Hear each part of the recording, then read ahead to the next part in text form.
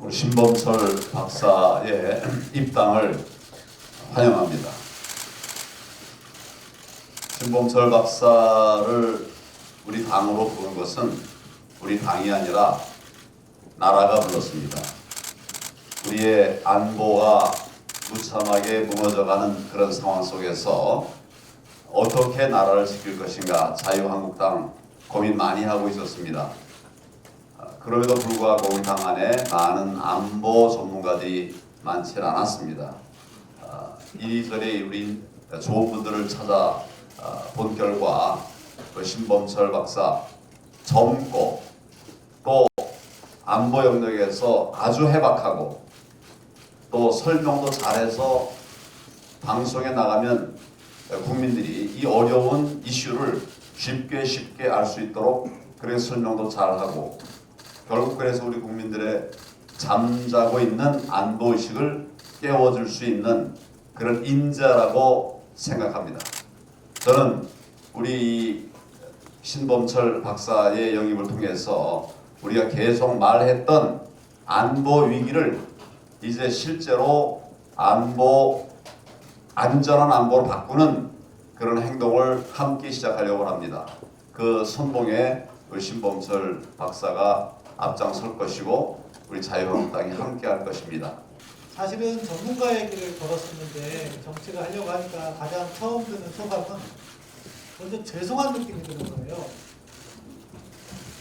사실 제 목소리에 많은 분들이 경청해 주셨는데 제가 정치를 함으로써 혹시라도 너는 정파적 의견으로 이야기한 것이 아니냐 그런 오해가 있을까가 가장 큰 부담이 됐고 그렇기 때문에 먼저 죄송하다는 말씀을 드리고 싶었습니다. 그럼에도 불구하고 정치를 선택하게 된 건 두 가지 이유 때문에 그렇게 했습니다. 누가 좀 짧게 얘기하면 좋다고 해서 생각해 보니까 위기와 위선입니다. 하나는 위기의식이 있었어요. 뭐냐면은 저 언론에 워낙 활동을 많이 해서 제가 한 이야기들이 다 트랙 레코드로 남을 거라고 보는데 우리 정부가 작년 하반기부터는 문재인 정부가 외교정책의 방향성을 잃고 넘어야 돼서는 안 되는 선을 넘고 있는 것 같습니다.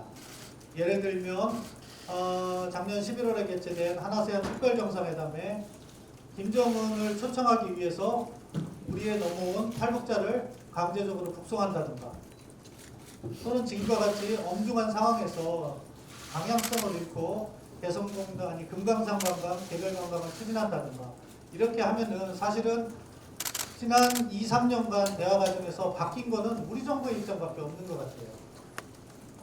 불가역적인 비핵화를 만들어야 되는데 불가역적인 위기가 올 수 있다는 생각이 들었습니다.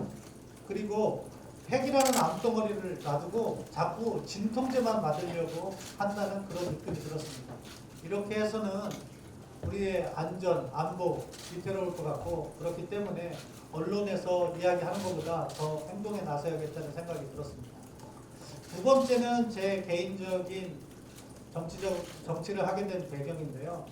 무엇보다도 이 민주주의가 사실은 어떤 특정 정파에게만 유리한 것이 돼서는 안 된다.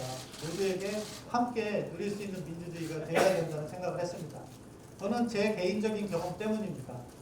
2년 전에 국립외교원에 나오면서 그때 모 방송국 밤샘 토론에 나가서 자유한국당 전직 의원 옆에 앉았다는 이유로 청와대에서 외교원에 전화를 하고 그러면서 압력을 행사하고 사실 그 당시에는 적폐청산이라고 해서 어떻게 보면은 그 지난 정부의 관료들이 유사한 행동을 했다고 해서 다 형사처벌을 하던 시절이었는데 자기들은 똑같이 하면서 저는 그때 침묵으로 사표를 내고 나왔습니다. 왜 침묵을 했냐면 사실 이런 이야기들을 지금도 앞으로 침묵을 하겠지만 밝히면 제 주변에 있는 사람들이 불편해집니다. 그런데 또 그 침묵을 이용해서 모 언론사에서 제 이야기를 국립외교원 S 교수라고 다뤘는데 거기에다가 정정보도를 요구하는 그런 행동도 했습니다.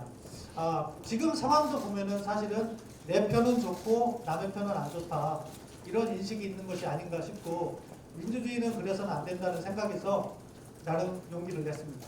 저는 이제 자유한국당에 와서 자유한국당을 정책정당으로 변모시키는데 헌신하겠습니다. 제가 가진 외교안보 지식을 총동원해서 자유한국당이 정책적으로 올바른 정책을 내세우고 정부를 제대로 견제할 수 있도록 하겠습니다.